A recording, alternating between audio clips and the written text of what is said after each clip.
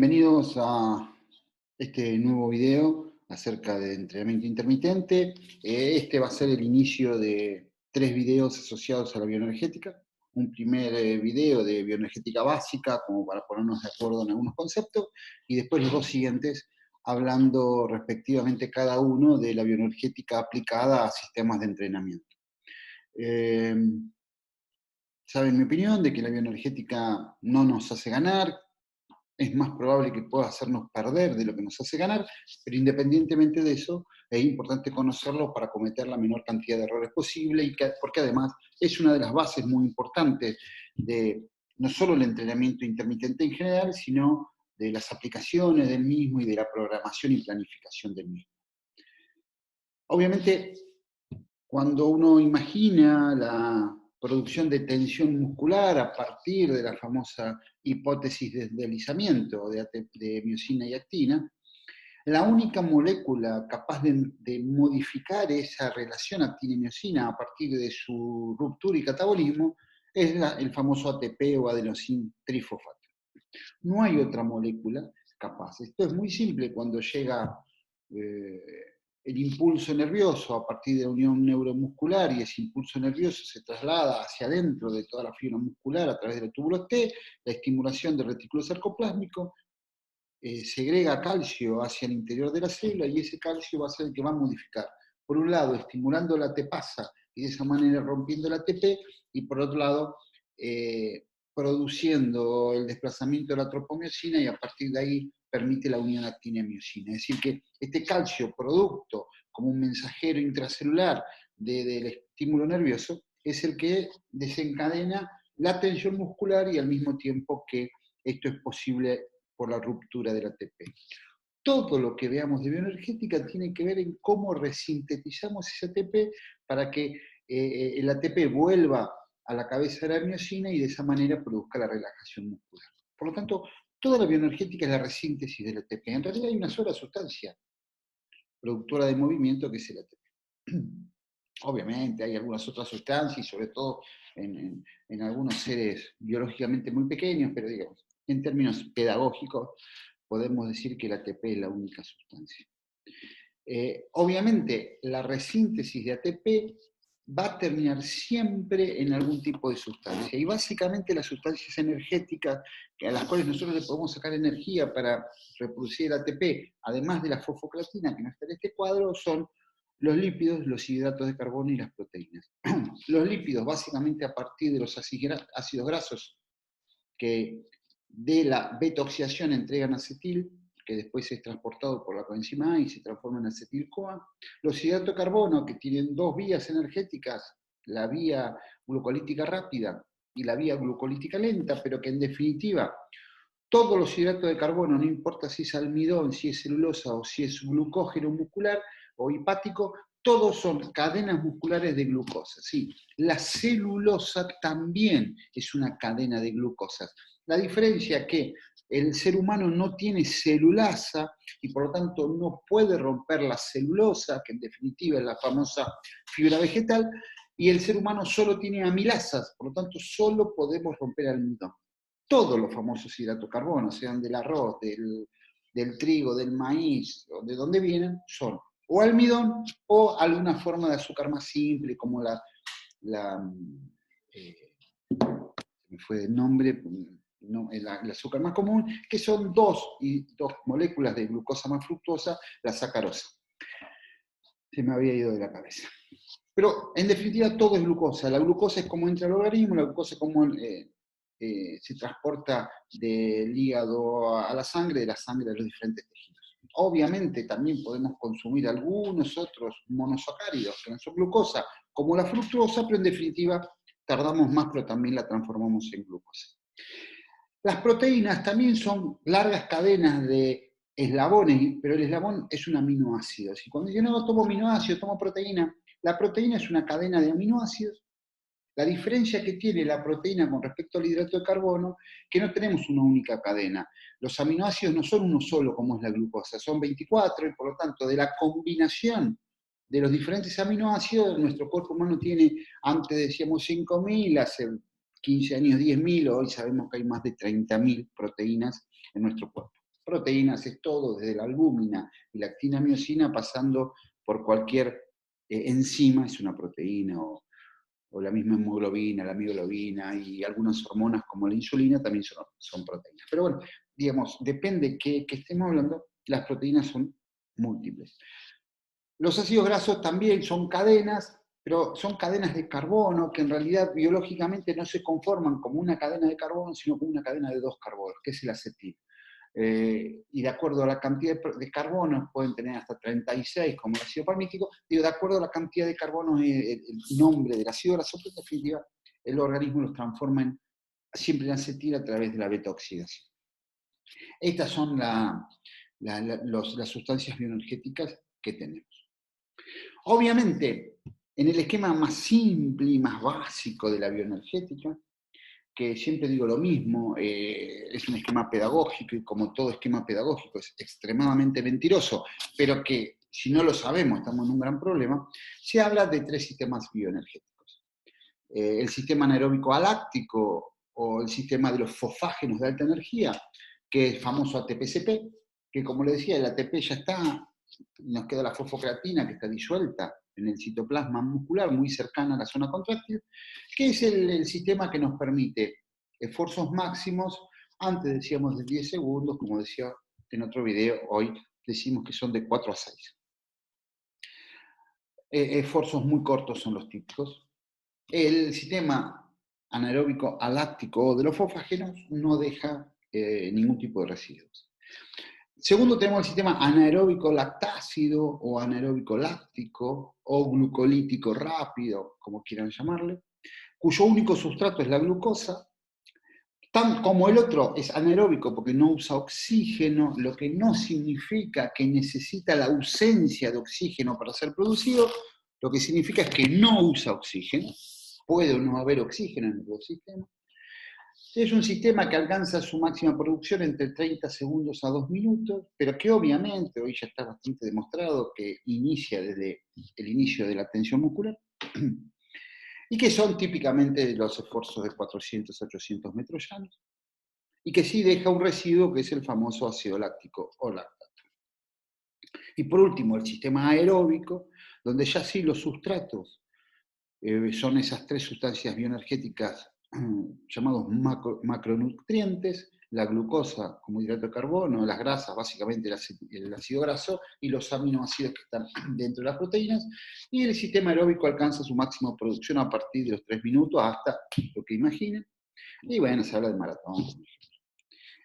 Tampoco el sistema aeróbico no deja ningún residuo, a no ser que sea a partir de las proteínas, donde obviamente deja la parte amino de las proteínas, y ahí sí dejaría un residuo que es el amino. Por eso decimos que bioenergéticamente no es eficiente utilizar proteínas, porque la proteína nos deja un grupo amino, el famoso amoníaco, que en definitiva también tenemos que hacer un esfuerzo hepático y renal para eliminarlo, básicamente a través del complejo glutamato-glutamina, que es como el radiador. El glutamato une el amoníaco dentro de la fibra muscular, se transforma en glutamino y se va hasta el hígado, donde lo deja y el hígado lo transforma básicamente en urea.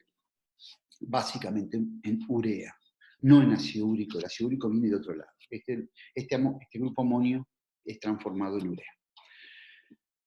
Entonces le decíamos que obviamente los tres sistemas energéticos, el ATP, el sistema fosfágeno, que en realidad está dividido en tres, el sistema fosfágeno a partir del propio ATP, el sistema fosfágeno a partir de la fosfocreatina, y obviamente un tercer eslabón que puede ser muy importante y que vamos a verlo después, a partir de la acumulación de ADP también se sintetiza ATP. Esto lo vamos a ver después, más claramente.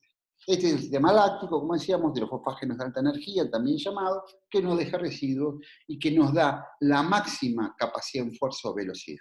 El sistema glucolítico, que a partir de una glucosa obtenemos 2 piruvatos, que ese piruvato se puede o no transformar en lactato, y tanto el piruvato como el lactato van a ir a la mitocondria, y en esta parte llamada glucólisis rápida o glucólisis anaeróbica o glucólisis lactácida, estamos hablando de un sistema energético lactácido, fosfágenos, perdón, son exclusivamente glucolítico, 30 segundos a 2 minutos, y deja residuo que decíamos, el ácido láctico más el amoníaco. Y es una capacidad submáxima entre el 90, 95, 98% de la potencia lactácida. Finalmente, el sistema energético aeróbico, que va a estar formado por el ciclo de Krebs y la cadena transportadora de electrones. Cuando viene de glucosa hay una etapa previa que es del paso de piruvato a acetil. Pero básicamente es esto, es respiración, llamada respiración mitocondrial, no deja residuos, como dijimos, y da muy diferentes niveles de intensidad. Esto es lo más básico que vamos a encontrar. Obviamente, a partir, esto nosotros antes se creía que el sistema funcionaba de esta manera, pero después apareció que en realidad el inicio es conjunto, y en realidad si nosotros analizamos la real potencia de uno y otro en forma proporcional a la tasa de entrega de energía, el sistema aeróbico da más o menos el 50% de la tasa de energía que da el sistema anaeróbico aláctico. Es decir, sistema anaeróbico aláctico, vos corres a, por decir algo, 10 metros por segundo, mientras que en el sistema aeróbico la máxima potencia aeróbica es 5 metros por segundo. Más o menos el 50%. Esto obviamente tiene como todo variabilidad individual en función de que si yo tengo fibras muy lentas, mi velocidad aeróbica máxima está más cerca de mi velocidad máxima, y si yo soy muy explosivo, mi velocidad aeróbica máxima está más lejos de mi potencia fofágena. Esto es normal, tiene que ver con la tipología de fibras que yo tenga. De acuerdo a mi tipología de fibra va a ser el porcentaje que tengo entre lo aeróbico y lo anaeróbico. Y esto conocemos que es así. Inclusive en las carreras de medio fondo, alguien puede tener una potencia láctica tan importante que se acerca a su potencia láctica. Esto tiene que ver con la especificidad del entrenamiento deportivo. Esta es la molécula del ATP, como verán tiene 3 fósforos, siempre decimos que son 3 fosfatos de alta energía, pero en realidad tiene solo 2 enlaces de alta energía y en realidad solo uno se puede aplicar a la contracción muscular. Es decir, que el ADP sigue teniendo 2 fosfágenos, es adenosín difosfato. Entre esos 2 fosfágenos hay un enlace de alta energía, pero que no puede ser utilizado en la contracción muscular. Es decir, si no hay ATP, no hay producción de tensión con el ciclo de tensión-recuperación. Pero sí lo que podemos obtener es que a partir de 2 ADP, un ADP le entrega el fósforo al otro y nos quedamos con un ATP y una AMP. Es decir, de 2 adenosín difosfato podemos obtener un adenosín trifosfato y un adenosín monofosfato. Esta es la tercera vía fosfagena. ¿Sí? Yo les decía que el ATP en sí mismo, la fosfocreatina, y esta es la tercera vía, o de la llamada enzima adenilquinasa. Estas son las 3, ya describí, de los sistemas fosfágenos. Obviamente, si hablamos de glucólisis, la glucólisis tiene 2 etapas que se suceden, no es que tengo opciones, siempre primero la glucólisis rápida y después la glucólisis lenta. La glucólisis lenta, a su vez, tiene un primer paso de piruvato a acetil, y después con la acetil ingresa al ciclo de Krebs y la producción de protones, tanto del ciclo de Krebs como de la glucólisis rápida, van a la cadena transportadora de electrones y ahí terminó la glucólisis. La lipólisis tiene una etapa propia, que en realidad son 2.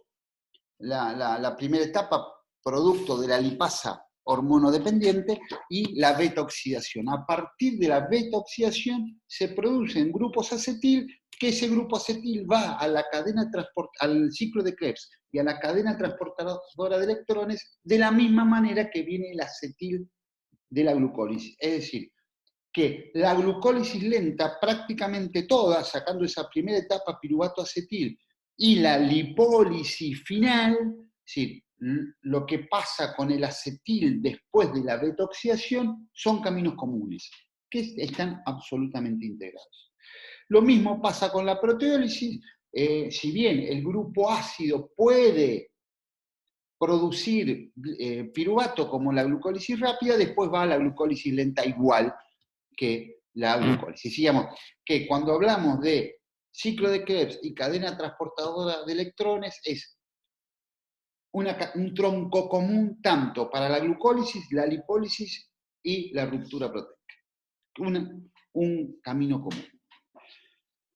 Obviamente que nosotros podemos comer almidón, ya le dije, del arroz, de la pasta, del maíz, de lo que quiera. Ese almidón lo transformamos en glucosa y la glucosa tiene dos partes. Entrar directamente a la glucólisis o acumularla como glucógeno. Para que la glucosa que obtenemos del alimento se pueda transformar en una glucosa activa para participar metabólicamente, se transforma en glucosa 6-fosfato. Tanto la glucosa, para transformarse en glucosa 6-fosfato y directamente ir a la glucólisis, o para transformarse en glucosa 6-fosfato, para transformarse en glucógeno, lo primero que hace es gastar un ATP.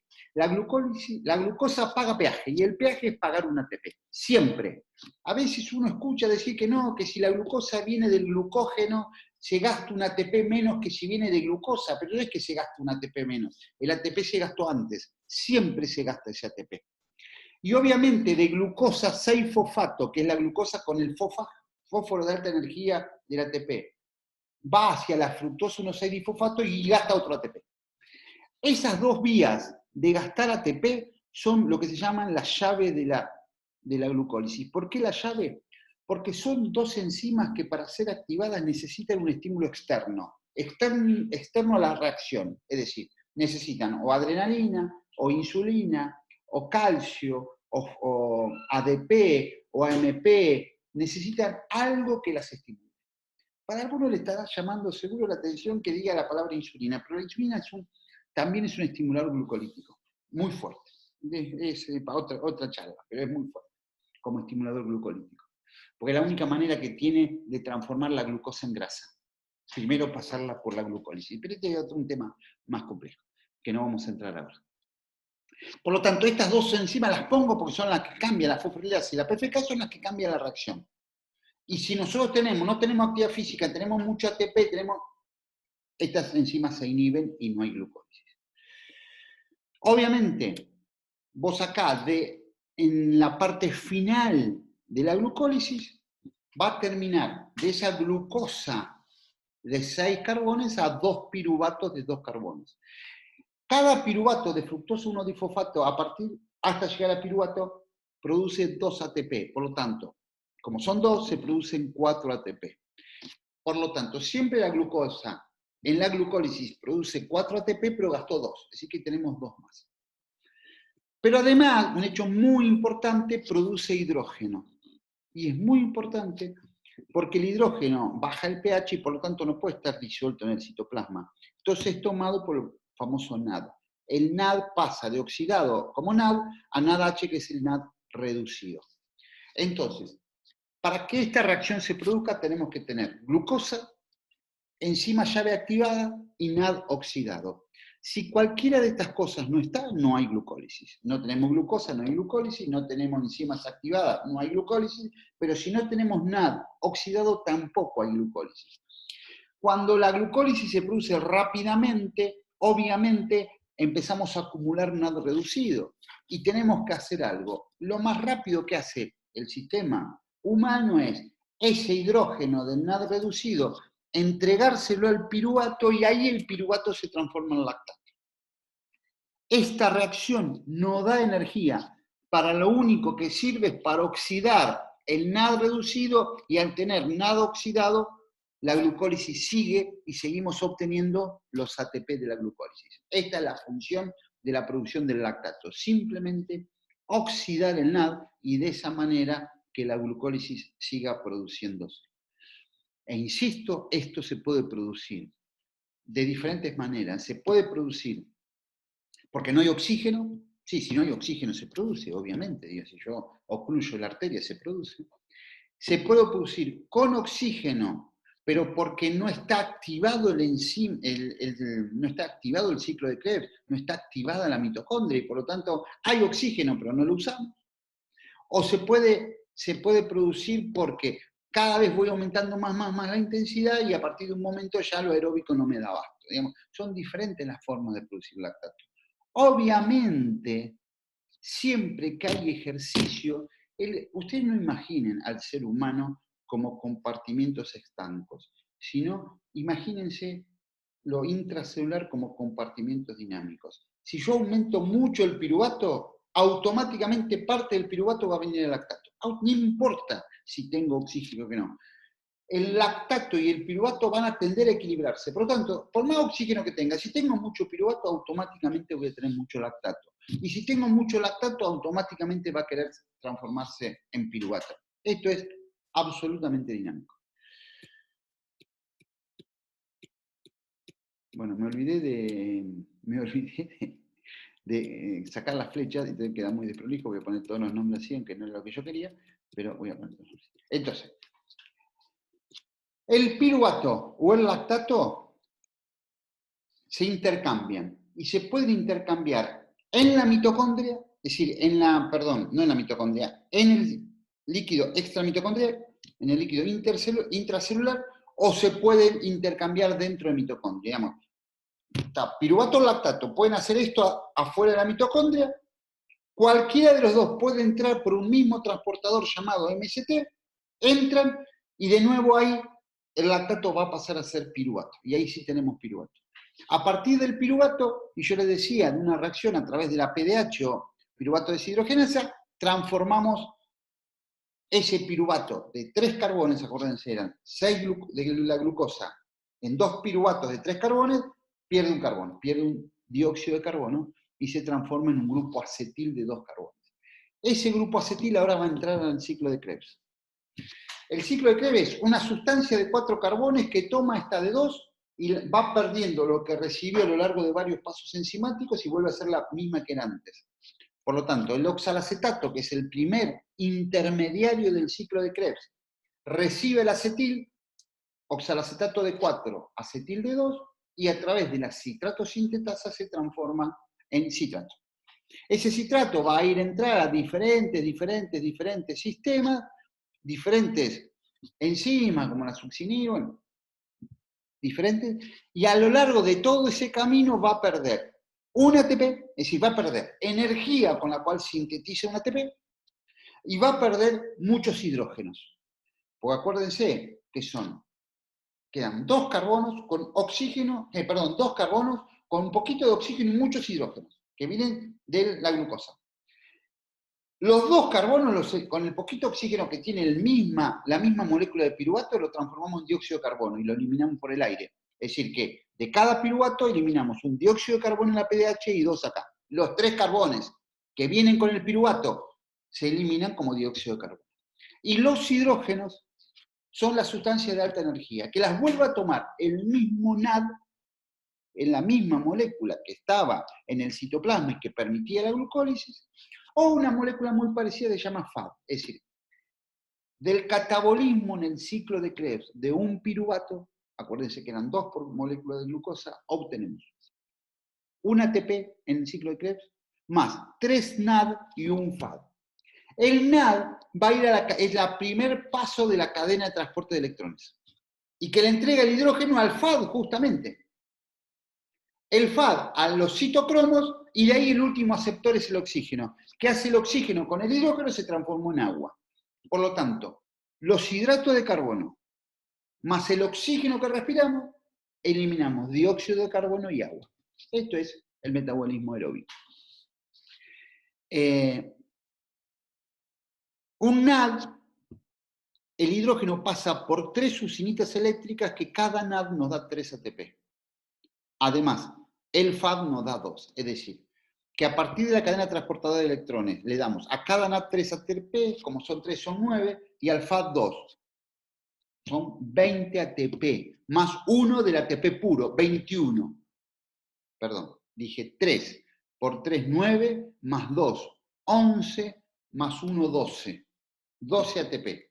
3 de cada NAD, son 3 NAD, son 9. 2 del FAD, son 11, porque el primera vía de NAD a FAD no la tienen, pues ya está en FAD, son 11, más el ATP entregado son 12. A esos 12 le sumamos el otro piruvato, son 24. Es decir, una molécula de glucosa da en los ciclos de Krebs y cadenas transportadoras 24 ATP. Más los ATP que daba puro, que eran 2 por piruvato, son 4. Más 24 son 28, más 2 NAD. como son 2 NAD de 3 cada uno, porque también viene a la cadena transportada de electrones, ahí tenés 28 más 6 son los 34 ATP que entrega la glucosa en el metabolismo. Bueno, nada, no tiene mucho sentido. Cualquier cosa, reven el video, no lo voy a repetir. Por lo tanto, a partir de esto sería actina-miosina, la hipótesis de desplazamiento, el ATP, adenosín con 3 fósforos, pierde un fósforo, ese fósforo va a ir a la mitocondria, se sintetiza como ATP. Eso es lo que pasa en las fibras lentas. La otra opción es que la fosfocreatina le entregue el fósforo y lo vuelva a transformar en ATP. La otra opción es que de 2 ADP se transforme en un ATP y un AMP. Son las diferentes formas de la reacción. El AMP, cuando hay AMP, yo voy corriendo a máxima velocidad, uso el ATP, uso la fosfocreatina, uso el conjunto de ADP, empiezo a acumular adenosín monofosfato. ¿Qué significa? Que me quedé sin fosfágeno. Si empiezo a acumular monofosfato porque me quedé sin fosfágeno, ¿qué hace el AMP? Estimula las enzimas llave de la glucólisis. Automáticamente. Puede ser que la avisa, che, no tengo más fosfágeno, ahora vayamos a la glucólisis. Automáticamente. Ahora, si el AMP empieza a aumentar, el AMP aumenta acompañando el aumento del lactato y por lo tanto empieza a haber protones en el medio. El AMP lo que hace es amortiguar, ser uno de los buffer o amortiguadores, toma el hidrógeno del medio y para tomar lo que hace, se desamina. Entonces el AMP con el hidrógeno se transformó en grupo amonio más IMP o inosín monofosfato. Esto es una reacción tremendamente importante. ¿Por qué? Primero, porque eso quiere decir, esa es una de las pocas reacciones irreversibles de nuestra economía. Es decir, cuando el AMP se desamina, el AMP ya nunca volverá, pasa a ser inosín monofosfato y nunca volverá para atrás. Es decir, ese AMP se rompe para toda la vida. ¿Y cómo se rompe? A partir del IMP pasa a lo que se llama ciclo de la xantina y de ahí se transformó en ácido úrico y se eliminó por orina. Lo perdimos. Es decir, que cuanto más AMP desamino, más fatiga residual voy a tener en forma directa. Directa. Pero además tengo otro problema, que el amoníaco, el grupo amonio producido en medio ácido, es el brazo armado del lactato. ¿Vieron cuando nosotros decimos que el lactato da vómitos, que da mareo, el vomita y seguí, que me hace perder calidad gestual? Eso es en realidad el brazo armado del ácido láctico, es este grupo amonio, que el grupo amonio es un gran intoxicador del sistema nervioso central, un gran intoxicador. También la glutamina intenta limpiarlo, pero le cuesta bastante más que el otro, porque hay mucha cantidad. Por lo tanto, cuanto más AMP tengamos, más amonio tengamos, más lactato tengamos, más pérdida de calidad tenemos en el patrón de movimiento. Y para nosotros siempre decimos, el intermitente es hasta acá. El intermitente trata de no tener amonio. Llegamos hasta acá. Y esto para nosotros es muy importante, después lo vamos a seguir discutiendo. Bueno, obviamente hay una interrelación entre glucólisis y los sistemas fosfágenos, no es un sistema único, obviamente están superpuestos, hay uno que es más que el otro, pero que están superpuestos. Fíjense que ya a partir del segundo 1 ya hay glucólisis, pero que bueno, que empieza a ser muy importante a partir de los 10 segundos, por supuesto. Bien, recomendación, ver este video 2 veces. Porque fui rápido, llevamos casi 30 minutos y me parece que es suficiente. Pero ya les digo que este es parte de un mini curso de 3 videos que ahí vamos a discutir entonces. Estas bases conceptuales vamos a discutirlas ya desde el punto de vista práctico. Nos vemos.